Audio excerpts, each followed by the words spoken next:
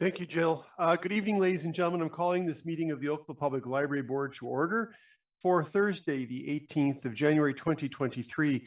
Members of, first of all, Madam Committee Clerk, do we have any regrets this evening?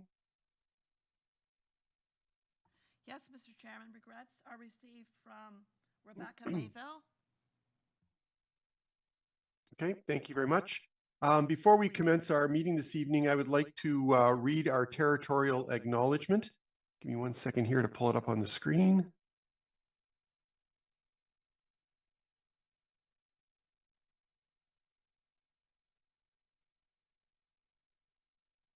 Obviously, 2 monitors are not enough. I need a third. The Oakville Public Library is situated on the Treaty Number 14 and Treaty Number 22 treaty lands and territory of the Mississaugas of the Credit First Nation and the traditional territory of the Huron-Wendat and the Haudenosaunee. Oakville is currently home to many different First Nations, Inuit, and Métis people. Regardless of where we come from, we are all interconnected through the land that we live on, the water that we use, and the air that we breathe. We are committed to a continuous learning journey in allyship. We seek to elevate Indigenous voices and lived experience to cultivate reconciliation in Oakville. Okay, members of the board, I would like to draw your attention to, I guess I first have to ask, are there any pecuniary or conflicts of interest this evening? I am not seeing any, so we'll move on to the confirmation of the minutes. You've been circulated the minutes of our previous board meeting from November 16th. Are there any comments, questions, errors, or omissions to report? I don't see any, so can I get a motion to approve the minutes as circulated, please? Thank you, Ray. Thank you, Rod. All in favor? And those are carried. Before we get into the business of the meeting, I wonder, Tara, do you want to introduce your new colleague to everybody? Absolutely. I am delighted to introduce Caitlin Hicks, who started with the Oakville Public Library on January 8th as our new Director of Customer Experience. Well, welcome to the team, Caitlin. Thank you for having me. Okay. So we have 4 items on our consent agenda this evening. Does anybody wish to separate any of those or comment? Councillor Chisholm? Chair, I'd like to move all consent items 5.1, 5.2, 5.3, and 5.4. Okay, thank you. Is there a seconder to that motion? Thank you, Rod. Any separations? Excuse me. I'm not seeing any. All in favor of the approval of the staff recommendations on those items? I'm not seeing any objections, so that is carried. We don't have any confidential consent items, and I draw your attention to section 7. We have 6 items on our discussion agenda. The first is the proposed Oakville Parks and Open Space Service Level Agreement. Tara, did you have any opening comments on this? Yeah, just briefly, just for the clerk, both Avis and Celso are still looking for links. Oh, okay. Maybe we'll, you know what, let's recess for a few minutes until we can get them on board. So this meeting is recessed for 5 minutes to get our colleagues on the line. This meeting is back in session. Are we live streaming at this point? Yes, Mr. Chairman, all set. Thank you. As I was saying in the last episode of Oakville Public Library Board meeting, we approved the consent agenda, and we acknowledge the participation of Rod as the chair of the policy committee and the members that worked with him to develop those policies. And we're moving on to, and I should ask Celso and Avis, do you have any conflicts or pecuniary interests to declare? Oh, I don't. I'm not seeing any acknowledgement from Avis, so I will assume she doesn't either. 7.1 is our proposed parks and open space service level agreement. Tara, you were about to comment? I'm sorry, Mr. Andrew? Chair. Yes. Pardon me for interrupting. I believe that Rod had a question about the OPL board key agenda items report. Just as we were going into recess. Oh, I'm sorry. Rod, go ahead.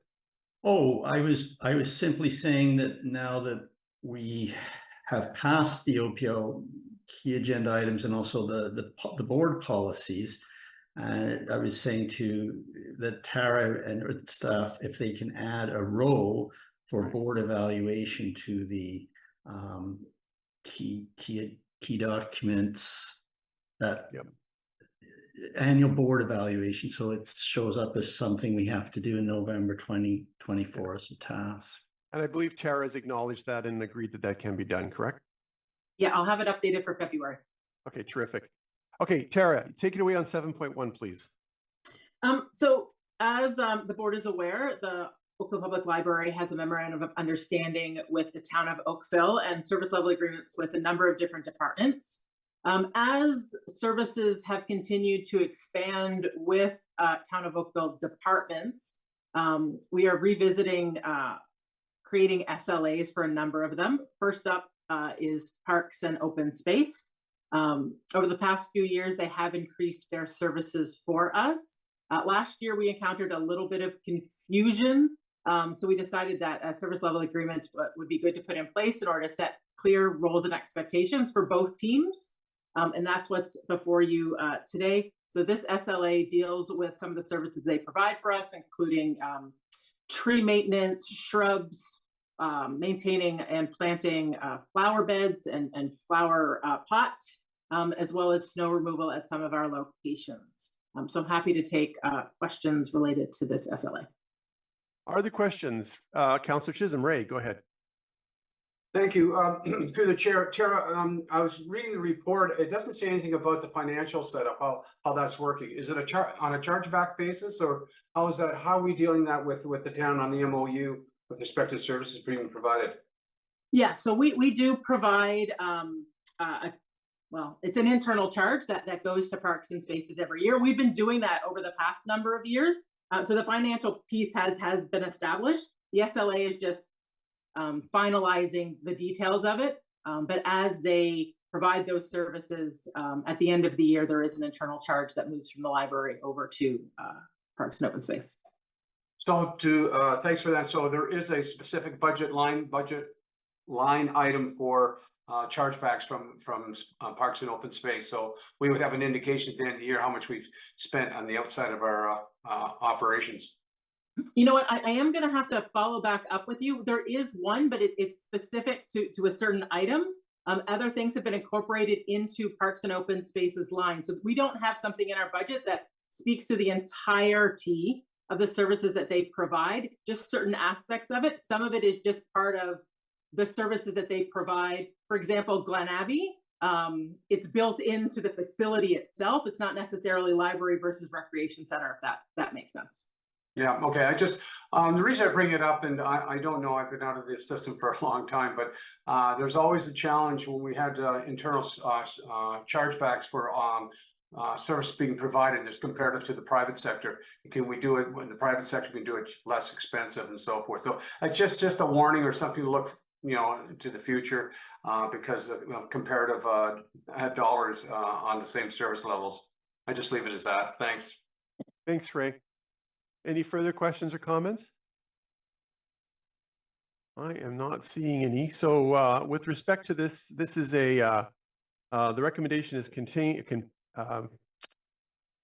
on the page 1 that the draft Parks and Open Space service level agreement received for feedback. So Mr. Chair, I would move the report. Thank you. So I just wanted to clarify, this is for feedback today, so we're not approving it yet. Is there a seconder for this motion, please? Thank you very much, Bill.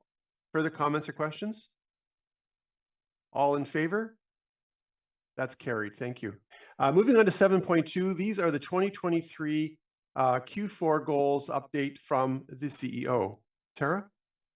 Yeah, so these are the year-end results of the goals that board approved last year. So just going through them relatively quickly, the majority of the goals were completed. I will flag a couple of items for you, however.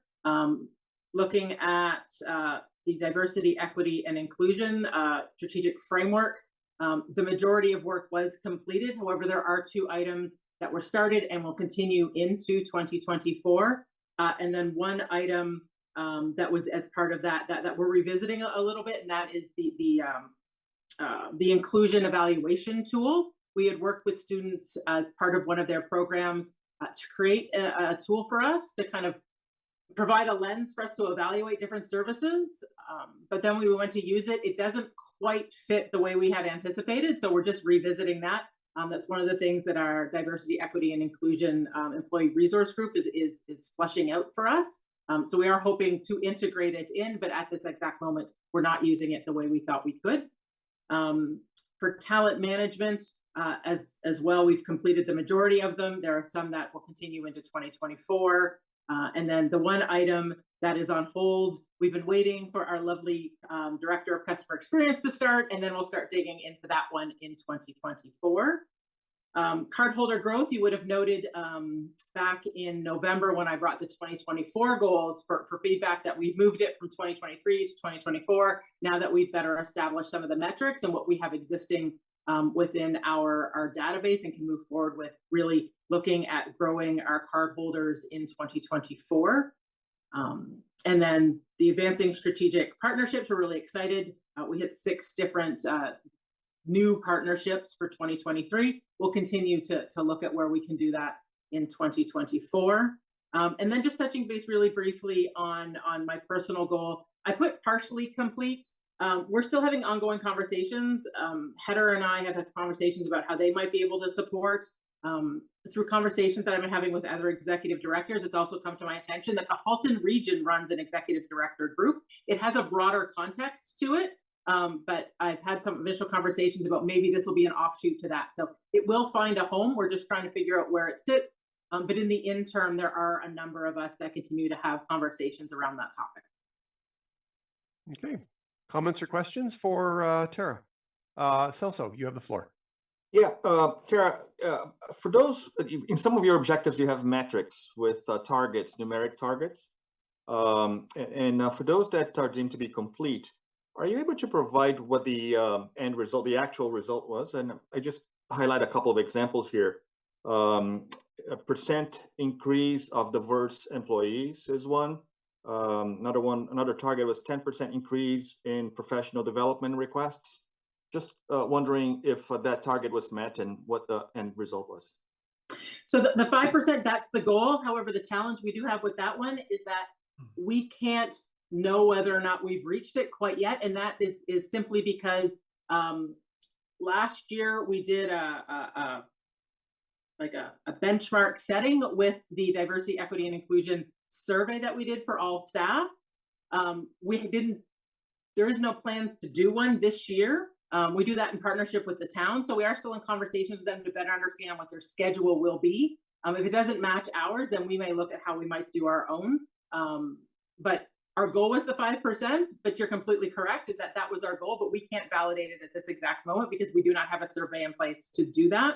But we are looking at how we can incorporate that, and in the next, either this year or next year, like what is the timeline for that? That way we get a better measure about how we are doing. As for the professional development, I don't have that off the top of my head, but what I can do is I'll go through and I can add those in. I should have done that. I will apologize and then flip it back up. Appreciate it. Another one that I found was the post survey result by 5%. So for all of those that have metrics, if you could update what the result was, I think it'd be good. Thank you. Thanks, Celso. Meredith, you have the floor. I noticed the same thing, and maybe this is just adding on to Celso's comment as well. In the goals, it does reference that Appendix A highlights which 7 of the 11 were complete and which ones were in progress, but it doesn't seem like on Appendix A there is any highlighting. So it was difficult to, when we were looking at these KPI like objectives, which ones were complete and which ones weren't. And so I had the similar questions about some of these measuring success, if they were goals or if they were achievements. Yeah, it looks like and I take full responsibility, it looks like the wrong attachment was actually loaded up. So I will go through, because they similar to the talent management, how they were highlighted in green and yellow and red. I had one that originally liked that, but sometimes when you're dealing with multiple versions, obviously I uploaded the wrong one and didn't notice until you just mentioned it. So I will go back and I will do that.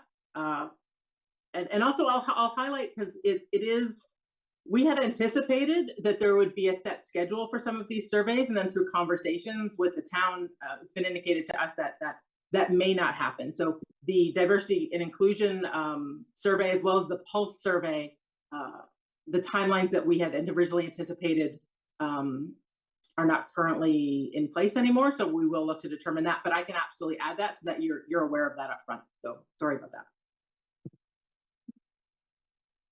that. That's you done, Meredith? I am, yes. Thank you. Further comments or questions? Okay, can I get a motion to receive the report, please? Thank you, Celso. Seconded by Meredith. Thank you very much. Last chance for comments or questions. All in favor? That's received. Thank you very Sorry, much. can I just, Yeah. quick question? Like, we're receiving it, but it sounds like we didn't really receive it because it wasn't the right version. So are we approving the wrong version? Like, as in how it works on the, like, are we agreeing that we're going to get an updated version of this? Well, that's why I said receive. So Okay. I would assume that that would be corrected, and then we'd be able to approve the final version. So the recommendation is approved, but in light of what you've just highlighted, I'm suggesting receive. Is that okay? Yes. Okay. Sorry. Terry, Mr. you Chair, okay? maybe to receive, but also to make note, a written note that we need to do some changes or additions to it. I haven't got the wording, but I think that should be part of it. So we know that there is a record of that we didn't approve it. We received it. But also to come back with the revised report, I guess it would be, Mr. Chair. Okay. Just for record. So then the motion would be to receive, to be returned with recommended changes at their next board meeting. Okay, is that okay, Tara? Yeah. Okay, Yeah. good.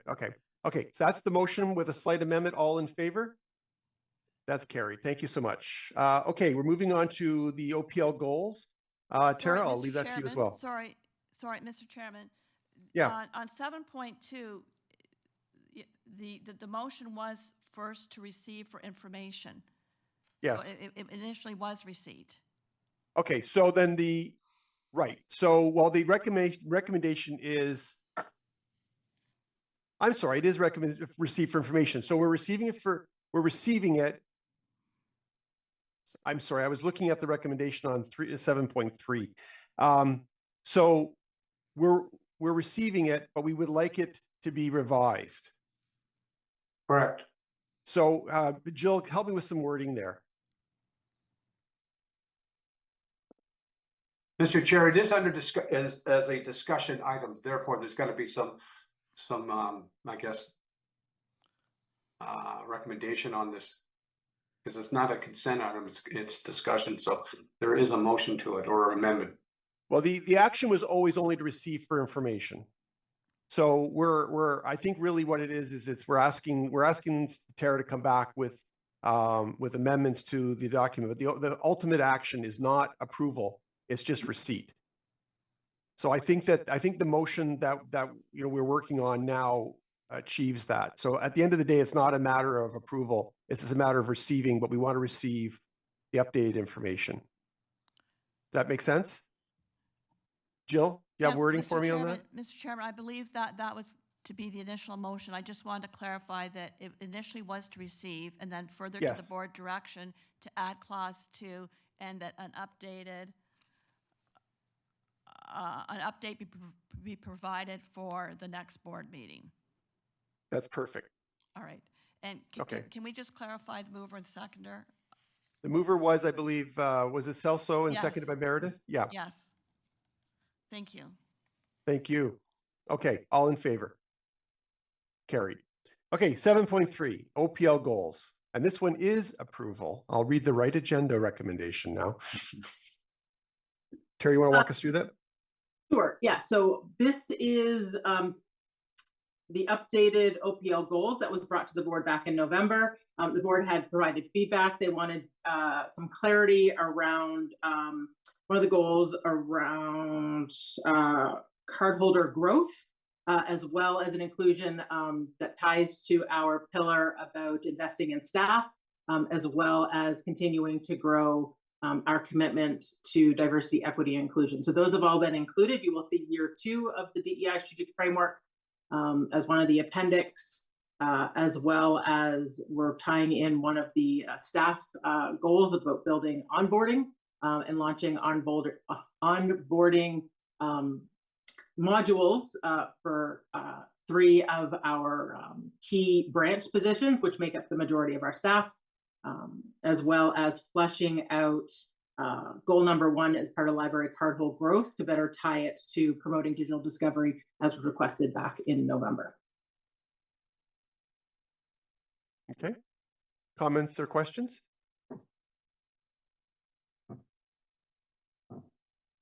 I'm sorry, Andrew. Thank you, Mr. Chair. Tara, thank you for this. And I understand I wasn't present the first time it was presented to the board. I do have a couple of questions. Item 2, starting in Q1 2024, OPO will launch a capital campaign to raise funds for the new central branch. What will the funds be used for specifically?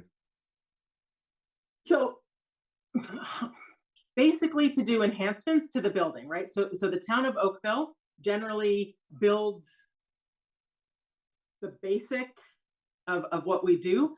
So for an example, I have a thought process that would involve potentially a small Indigenous center or an Indigenous room that would highlight some of our Indigenous history. That could be something that we could take out and look for fundraising for in order to support, as well as I was admiring the lovely green wall that's present at Burlington Central Branch. I think that might be an interesting kind of component to it. And again, something that we might be able to use fundraising dollars for as kind of an add-on or add-in kind of campaign for the building.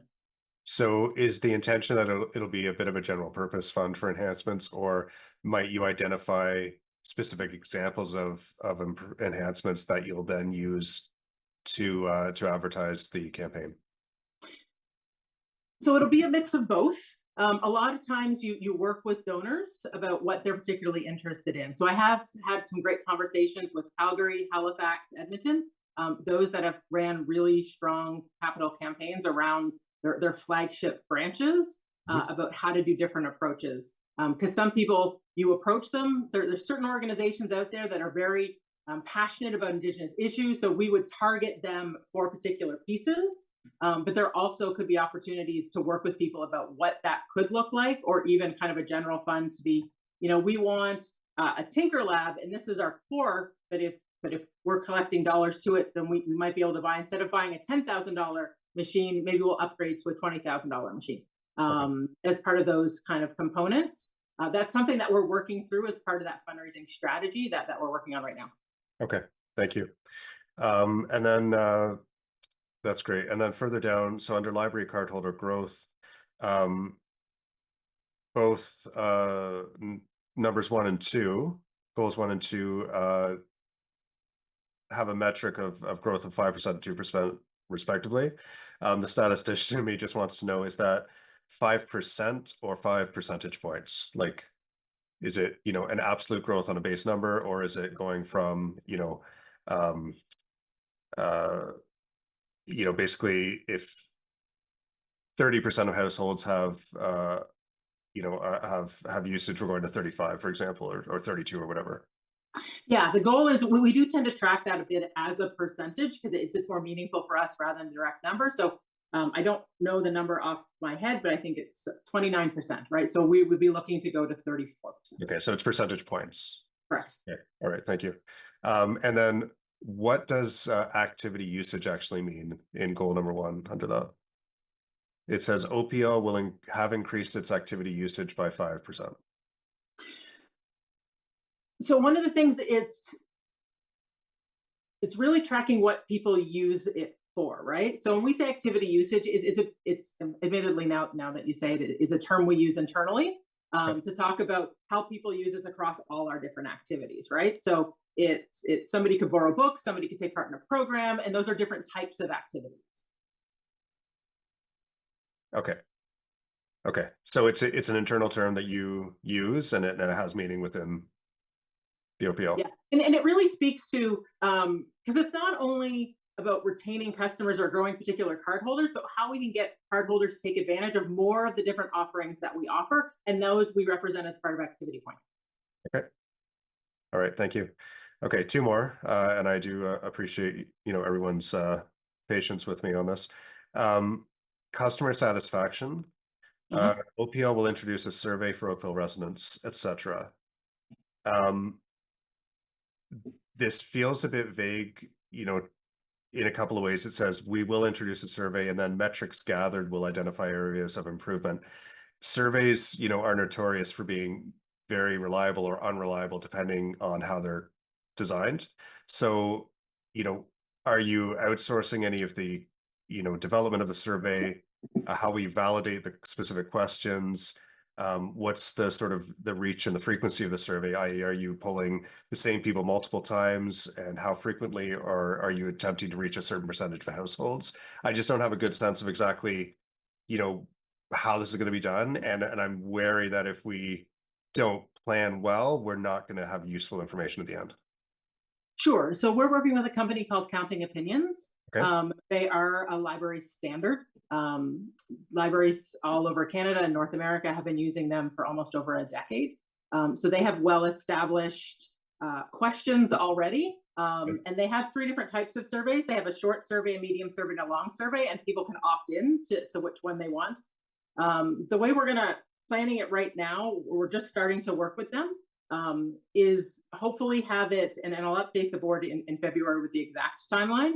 But right now we're hoping to launch the survey in March and do a really strong push for it. The way this survey actually works is that it's always available.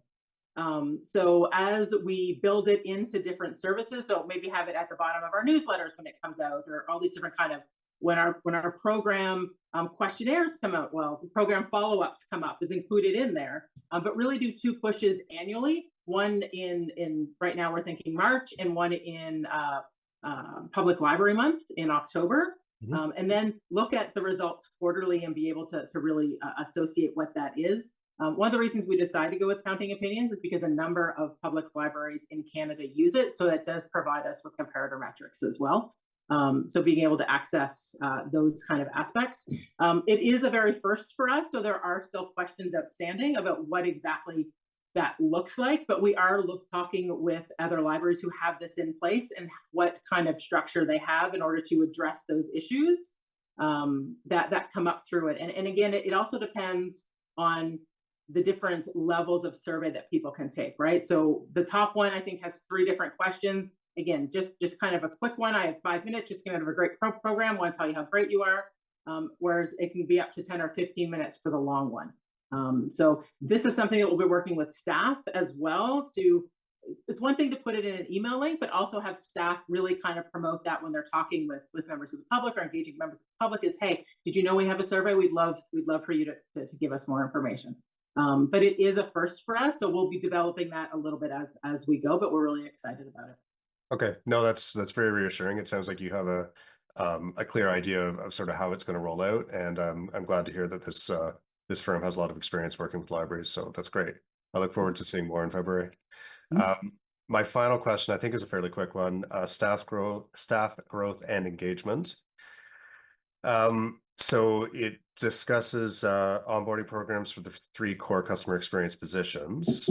I recall that, some time ago we discussed some of the, at the time, challenges we were having with filling certain positions with the specific education and experience requirements, and how those might actually be somewhat exclusatory, if that's a word. I wonder if that's if reviewing the experience and education requirements are contemplated, as part of this staff growth and engagement. I didn't see a reference to it in Appendix A, but I wonder if you could speak to it. So we did do that last year in 2023. We went through and revisited, and we made some educational adjustments to a number of these positions, looking for equivalencies or different kind of paths into them. So we've seen, I think, less of an issue with recruiting over the past few months. We've had some really great recruitment processes, and this is really setting them up for success once they get there, to create consistent training across all branches. Right now, it's done in branch, and so there are some unique intricacies to each one of the branches. So we're just trying to create a consistency across. No, okay, I appreciate that, and the way it looks like it's rolling out for advancement and development is great. It was just making sure that we're not putting barriers up to actually entering the organization. So, okay. Yeah. Thank you for your time, everybody, and your indulgence. I'm done, Mr. Chair. Thanks, Andrew. Are there further comments or questions? Thank you, Celso. You have the floor. Yeah, Tara, just as a suggestion, I guess it's specific to the DEI framework here too. You have excellent metrics there to track whether you're making progress on your goals and actions. I was just wondering if you think that a numeric target would benefit in terms of communication internally and also tracking how well you're doing. So you're suggesting that we put a starting point? Or a target, or both. Yeah. Yeah, So, no, I can do that. You know what I mean? Yeah. So, for example, percentage increase in use of benefits. So, what percentage increase are we looking for? Yeah, that shouldn't stop us from approving it today, but as a suggestion for you to roll it out internally. Yeah. So when we bring it back, I will look to that. I think. Let me dig into it a little bit. I think some of it is frankly the benefit is a really great one because I'm not sure, but that doesn't mean that we can't set a target and then if we don't hit it, why didn't we hit it? And these are the reasons for it. So you're right. Okay. Thanks, Celso. Is that it? That's it. Thank you. Thank you. Bill, you're up next, sir. Yeah, thank you. This consultation process for the central branch development, I'm interested in. I think it's very important that we have over 2,000 residents across Oakville. I mean, Oakville has what, 220,000 people. I think it's important that we have a good cross section of Oakville because it's getting much bigger. I'm just wondering how. What the process might be to ensure that we do actually have a cross section instead of 2,000 people that live in South, Old Oakville or something like that. No, absolutely, and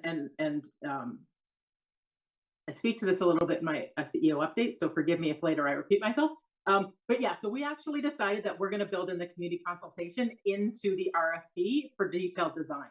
So that'll be part of the requirements for the architect firm, whether they do it themselves or whether they hire a third-party company to actually be involved in that consultation. So that way we're having experts run it. So whether or not we do a survey, we also probably run open houses. We'll do a variety of different pieces, and it will be run as part of the whole detailed design process. And then we'll definitely make sure, because Central Library, you're 100% right, feeds every single resident in Oakville. So let's make sure that we have representation from all the different wards, all the different areas. That's definitely top of mind for us. Okay, that sounds good. One other question. Do you have an idea how much money you're looking to fundraise for Central Branch? I have a number in my head that I'd like to. I'm just trying to get a sense of what is realistic, especially being aware that there are a number of organizations going out. As we know, Oakville Galleries is looking to fundraise. The Humane Society is looking to relocate. I'm hearing rumors that the hospital's going out this year as well. So we're just trying to actually maybe adjust some of our expectations. But once we finish looking at what the strategy is, then we'll come back to the board with what we're hoping to, and also how all of you can be involved in helping us get there. Okay. All right. Thanks. Thanks, Bill. Ray, you're up next, sir. Thank you, Mr. Chair. I just got to twig me with respect to the fundraising.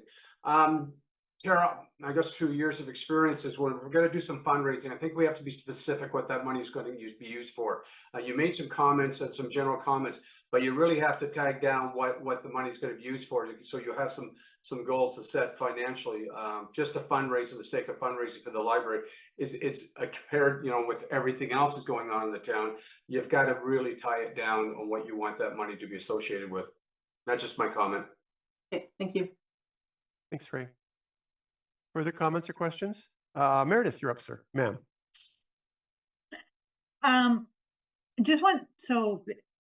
Interesting capital campaign, and I know we also have another plans for a capital campaign for the digitization project as well. Is that going to be running concurrently? And do you feel like you have the capacity internally to support the launch of two capital campaigns at the same time? So we are in the process of sorting through the exact timeline related to both of those. The digitization one, it's pretty specific, and we kind of creating where I think our best target audience is for that. The central one tends to be a little bit broader and gives us more opportunity to talk with a lot more potential corporate partners or other kind of individuals related to that. We have seen some very recent turnover in our fundraising department, and now we have some vacancies. So we are looking at tweaking, or we're reviewing all the job descriptions related to that, as well as potentially borrowing or reallocating a vacant position temporarily into that area to be able to do multiple at the same time. So those are things that we're currently investigating, and I'll report back to the board as we go forward. Okay, further comments or questions? Okay, that's time for motion. Is there a motion to approve this report? Andrew, and seconded by Ray. And I just want to clarify with Celso, are you satisfied with staff direction on your requested clarifications? Or do you want to embed in the motion? I think that Tara's got it well noted. So if you're satisfied with that, then we can proceed with the motion. We can proceed with the motion. Thank you. Okay, so it's been moved and seconded. Is there any further discussion? I'll look for a vote at this time. All in favor? And that is carried. Thank you so much. Okay, moving right along, we move into Staff Development Day. Yeah, so like last year, we're looking to host a Staff Development Day in September. We find these fantastic days. It very rarely do staff get the opportunity to gather together and learn together. We had great feedback from the one we held in September focused on DEI. So we're looking to do that again this year. We're not sure what we're going to focus on. We're looking to query staff over the next month or two and kind of get a sense of what are their key concerns that we could address as part of Staff Development Day. As we did last year, we'll continue to keep the board updated about what that is. And of course, you will all be updated and invited to come in September. Do you have a location in mind yet, or is that still, go back to Sheraton, or is it still in flux? So we were at QEP this year. Oh, I thought it was Sheraton. I'm sorry. We Okay. Sheraton last time. Yeah. So, you know, QEP worked for us really well in a lot of ways, and is very fiscally beneficial for us as well. Yeah. So I think the success that we had last time and the learnings that we had along with the team at QEP, that we probably look to do it there again as well. Okay, sounds good. Members of the board, any questions or comments? I'm not seeing anybody who wants to empower the staff to have their Staff Development Day. Can I get a motion? Ooh, a lot of people. Andrew and Avis, thank you. Further comments or questions? All in favor? That's carried. And we'll get that notice out in lots of time, right? That the library branches are going to be closed, and make sure there's a communications plan around that. Yeah, and that's one of the reasons that we wanted to do it in January this year too, because then when we put out all our holiday or closure list, that it's all included. We're not adding it in halfway through the year. Fantastic. Okay. Okay, moving to 7.5, we're moving to the 2023 year-end employee retention and turnover metrics report. So for the past, last year, we've been putting this in consent, but I did want to pull out the year-end one just to review it briefly with the board. As is indicated in the report, we are seeing a return to 2021 levels of movement, I guess is the best word I can think of at the moment. So a little bit lower than what we saw in 2022, but we are seeing some shifts as to the reason why. Prior to the pandemic, the number one thing that was driving people leaving the organization was retirements. But because we have, during the pandemic and as we've recovered from it, seen a realignment within our staff grouping. About 5 years ago, we skewed really high in the higher age group, so it wasn't unusual that retirement was it. But now we were right-sized, and we have about a third in demographics across, which has created a more stable workforce for us, but has also created a shift in why people are leaving the organization. The number one reason that we're seeing is you'll see it's listed as personal. But from conversations that I've had with Tricia, our manager of HR, And what I've heard personally is that people are looking for work closer to home.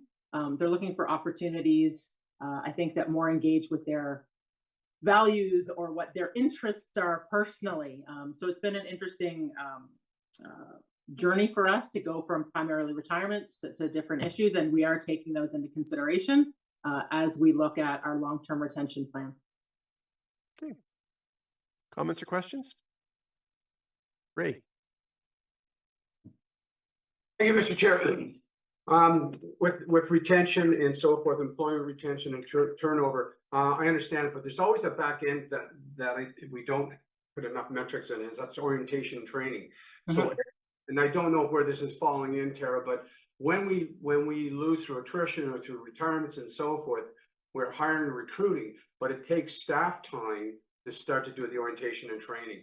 Do we have any metrics on that? Because that really tells the story when you have you're having so much turnover, you're pulling staff away to do their primary functions to help train staff. So that's an important thing that we have to look at as part of the operation, and how much training and orientation we're doing, taking up staff time. No, absolutely. And to be completely honest, there's a little bit of a joke between a lot of the libraries and the GTA that we tend to train each other's staff. They just move around so much. It's one of the benefits or the curses of living in an area where there's so many opportunities and so many public libraries. And that is actually an issue that we started to address. So the onboarding that I spoke to as part of the 2024 goals, some of that is recorded sessions. And so it's not one-on-one staff training. That's kind of what's happening now, but this onboarding will relieve some of that pressure. And there'll be recorded sessions, and then, but there will also be in-person session to kind of tie that all together. But we'll be running them almost quarterly or as needed. So not necessarily for every single person as they come on board, but once we have 3 staff, they would have gotten the orientation through a lot of the videos that we're creating as part of that. Because you are right. We spend a lot of time and money training individuals, and then if they leave before we see some return on that, it can be quite the struggle. So it is something that we're actively looking at for sure. Okay, thanks, Ray. Further comments or questions? Meredith. I just wanted to clarify a couple of the reasons for turnover. So the one that is called career advancement, is that career advancement within the library or career advancement outside of the library? That is a great question, and I think I know the answer, but Tricia, are you here? I am. Can you clarify that question for me? Yes. So career advancement, because these are resignations. So these are people who have left our organization. So it's career advancements outside the organization. Okay, so they've indicated that they're moving up in their career, and so that's why they've chosen to leave? Correct. Right, okay. And then maybe just one other, because I had the question about the personal, and the definition was a little bit vague. And so anecdotally, it sounds like people are moving for like personal family reasons, but I noticed there's also a category for moved. And so I'm just wondering, like, how do we kind of assess what personal means? Like, is it, you know what I mean? Because the way you had described it, personal, it could be about moving, and there is another category for that. So how can we interpret that? It is the largest category in 2023. Yes, you are correct. Now the definitions are brought forward via Service Canada, because we have to like when you get a record of employment, there's coding that goes onto your record of employment, and movement, personal, those are some of the categories that get recorded onto a record of employment. So we were trying to use those definitions to help do some of our categorization, because we do indicate if someone moves, let's say out of province, then we have that rationale, and we would put that response onto the record of employment for why they departed. So personal does speak to people who want to commute less. Maybe they're not taking a career advancement, but they wanted to find something closer to home for their work-life balance purposes. We do exit surveys, so we do get some response from them for why they've left, and that helps us categorize them into the appropriate buckets, let's just say. Thank you. Thanks, Meredith. Anything further? Bill? Yeah, I was just wondering as I was reading through this, I was wondering how the turnover rates for us would compare to similar sized communities, if we have any idea. Yeah, so we've reached out to particularly the Halton libraries and a few others, and we struggle to get responses from that. From informal conversations that I've had with the other CEOs, we are all in line together, but we have struggled a little bit in getting actual metrics that they're willing to share with us. Yeah, I figured as much. Okay, thank you. Thanks, Bill. Anything further? Not seeing any. Can I get a motion, please? And the motion is to, I believe, is to receive the report. Ray, thank you. Meredith, thank you. All in favor? That's carried. Okay, let's turn our attention to our favorite part of every board meeting, the CEO update. Sure. If you can just bring that up. Nick.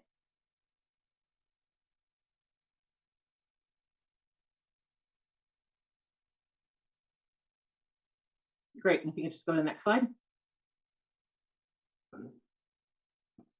So just an update on a couple of the projects. 60-mile construction continues to move forward. If you've driven by, it's starting to get exciting. It's starting to look like a building might actually be going there. So the concrete slab for the basement was poured on January 4th, and work on the basement was expected to start shortly. We did experience, I think, minor delays around the steel arriving, but I think it arrived this week. So we're looking forward to seeing that develop. But right now, based on our adjusted timeline of opening or getting substantial completion in Q2 of 2025, we are still on target for that. Next slide. Sorry, Tara, can I just ask a question on that? Sure. When you say basement, I assume you're referring to the footings of the building. There's not an actual basement underneath the property, is there? I don't believe so. I think it's more like if there might be some facilities things down there. There's no actual like public service or staff services down there. But the updates that we get refer to as a basement. Interesting. I've never seen that on the drawings before. Yeah. I haven't seen that on the drawings before. That's curious. Okay. So in terms of the Parks, Recreation and Libraries Facilities Master Plan, that is still ongoing. We received the latest draft yesterday from Monteith Brown, so we're just in the process of reviewing that. We are targeting that it will go to council and the board, targeting that it will go to the council and board for presentations in March, but I'll be able to provide better timelines in February once we get a chance to really dig into the most current draft. Next slide. So as I indicated in the report, the 2024 budget was approved in December. Just wanted to provide some quick updates, and these will move into updates similar to what you just previously saw once they're a little bit further underway. But I knew that they'd be topics of interest. This is Central Library, so we have started to have initial meetings to talk about the scope of the project and understand the requirements for the identified location. That includes talking with Heritage. It is a heritage building. So we are getting a better sense of what that means and what we can touch and what we can't touch. So we're still digging through those questions. So the next step is once we get a bit more information related to that, and we'll start drafting a request for proposal for the detailed design, which will include the public consultation components to it. And I'll be reporting back as we go through that process. As well, the newspaper digitization process is ready to start in February. And again, we're working on the RFP for the digitization work, and updates will come on that once those draft RFPs are both a little bit further on. Next slide. And the good news is that the mayor supported it on his final budget, and it is totally approved and off to the races. Thank you, everybody, for your support on that, by the way. Yes, it's exciting, definitely, and overdue to get that all taken care of. Absolutely. So as I also indicated, the Civitan Club of Oakville provided us with a $5,000 donation, which we'll be using to purchase a Rigamajig learning tool, which is pictured there in the middle. It's pretty exciting. It's an engineering educational tool, allows kids to build different components and widgets and those types of things. And that was through establishing a really strong relationship with this fan club as part of their farmers market. We participated in the market for 3 Saturdays last summer, with us being the OPL being there, HIP having a day, and our volunteers, our friends of the library also taking a different day. And we saw a number of residents there and had some really great conversations, and we're looking to continue that again in 2024. Next slide. So we have different groups at our libraries that involve teens. It's part of our team engagement. We call them youth library leaders. In December, the youth library leaders created holiday cards that were sent to the staff at retirement homes and long-term care facilities, just thanking and recognizing the work that they do every year. Next slide. So we also have a really strong relationship with the Canadian Mental Health Association of Halton. They provide services, community-based mental health and wellness care. We'll be partnering with them to host their programming. Their spaces are currently under construction. So just give an example of some of the different programs that they normally offer in their own spaces that will be available in OPL spaces while they're undergoing that renovation. Next slide. Now that all the kids are back in school, there are a number of PA days coming up. So the next one being January 22nd. We always take the opportunity to offer some really great programming as part of those PA days. So we will be offering cursive writing workshops, cardboard creations, exploration stations, creation zone drop-ins, and cricket bookmarks. So anybody's around on PA day, please drop into one of our branches. There's lots going on. They're pretty happening places on those PA days. Next slide. You may or may not have noticed if you've been on opl.ca lately, but we have made some updates to the main page. We did refresh the banner, different shortcut options. We organized different items. If you've ever been on there when we had any of those alerts up top and it takes up half the page, we've adjusted some of those bits so that it's not quite so overwhelming when you get on there. And we adjusted to highlight some more of our programs and events. And Joe and Monica and their teams are working on federated search updates, which we're hoping to roll out in March. So more information on that will come. Next slide. We balance our summer reading program with a winter reading challenge, which, given the chilly weather of the past couple of days, is a great activity. Cozy on up with a book. So it's available for all ages. This year, we're introducing a bingo addition to it. And basically, the goal is just to read as much as you can while promoting the different prompts on your bingo card. So if you haven't seen one or you're interested in it, let me know and I can pass on that information. But we're always excited for the Winter Reading Challenge. Next. We are introducing a number of new online resources. I may have mentioned in November that The Economist is back. It was removed just as part of our vendor process. The vendor that we had, we switched vendors or they no longer had it. But it was one of the #1 requests that we got. People really missed it. So we're really happy to be able to bring it back through our press reader platform. Additionally, we added in the Toronto Star historical, as well as we have worked with Oakville News to get access to the Oakville News website through the branches. So it isn't available outside of our branches, but anybody who wants to access Oakville News can do that within our library spaces. And I think that is the last slide. Yes. Great. Questions or comments? Not seeing anybody. Can I get a motion to receive the report, please? Thank you, Ray. Seconded by Rod. Oh, and Rod, you put your finger up. Do you have a question? No, Okay. just seconding. Okay. Any last chance for comments or questions? All in favor? That is received. Okay, members of the board, we now have to go into a session closed to the public. We have 2 matters on our confidential agenda that we need to deal with. And I'm going to give you the official reasons for the record. Number 1 is Jill, can you help me with this? These aren't marked for me. I thought they were, but. Jill? 8.1 is labor relations. Yes, Mr. Right. Chairman. Yeah. 8.1 is to go in closed session dealing with labor relations or employee negotiations. Thank you. And 8.2 is to deal with the security of the property of the municipality or local board. Terrific. Thanks, Jill. I appreciate that. So those Mr. are the Chair? reasons. Yes, Mayor? sir. In reading the blue paper on the first one of 8.1, I'm moving my motion is to move this, approve this.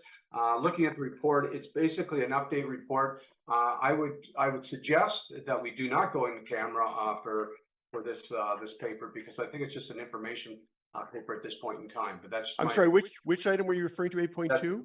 8.1. 8.1. Okay.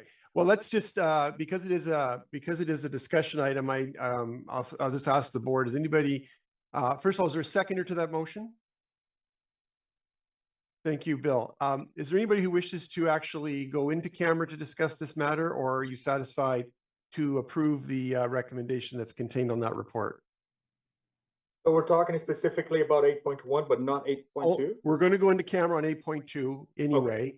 Okay. So Ray's motion just refers to 8.1. Okay. Well, I'm okay with that.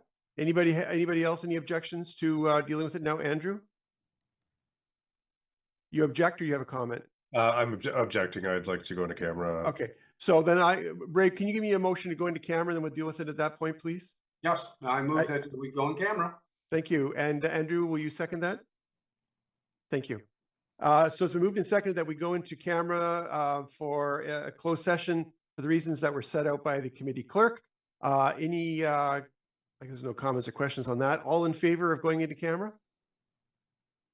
And I think, can I get hands again? Yep, that's carried. Thank you very much. We need 5 minutes to ensure that we're not streaming. So this meeting is recessed. Let's actually give ourselves a few minutes. We can go refresh our coffees or whatever we're drinking. So let's return to session at 8:15. This meeting is recessed till 8:15. Okay. Sounds good. Recording stopped. Thank you. Okay, members of the public, if there are any still watching, we were in a session closed to the public to deal with matters regarding human resources and security of property, which is reasons we're allowed to operate in a closed session for the purposes of the Municipal Act and the Ontario Libraries Act. We are back in an open session at this time, and the only matter of business at this point is to ask if there's any other new business to come before the board tonight. Andrew, you have something for us? Thank you, Mr. Chair. Yeah, I just wanted to take a moment to acknowledge the departure of Jessica Warren from the Clerk's Department, who of course worked with us over a number of years with our OPO board meetings. And so I just want to say, thank you to Jessica and wish her well in her new role. I will tell her at the office tomorrow. Thanks. You poached her. By way of explanation, she has left the town and she is now happily ensconced at the Halton Police Board. So she was a fantastic resource at the library, and I get to enjoy working with her continuously at the Halton Police Board, where she supports me as the chair. So thank you for mentioning that, Andrew. We did certainly appreciate Jessica, but we certainly love Jill as well. She's used to be our committee clerk and served us for many years, and we're glad to see her back in the chair. So we have only one other matter of business, and that is to announce the time and date of the next meeting, which I believe, let me just pull it up here, is in fact, and I'm stalling for time now, February 15th, 2004 at 7:00 p.m. I assume we're back in the council chambers because I understand council's back on Monday, so it should be ready to go again. And other than that, I'll look for a motion to adjourn for the day. Bill likes to make that motion normally, so I'll take Bill's motion. Bill and Ray, all in favor? We are adjourned. Thank you so much for your time and attention. And to those members who might be watching us tonight, thanks once again for taking time out of your day to watch the proceedings of your Oakville Public Library Board. We certainly do appreciate your participation. And if you ever have any comments or questions, never hesitate to contact myself as the chair at jeff.knoll@oakville.ca or tara.wong@oakville.ca, our executive, our CEO, and we'd be happy to answer any questions you might have. So with that, good night, everybody. And I would say drive safely, but walk to your bedroom safely. Good night, everybody.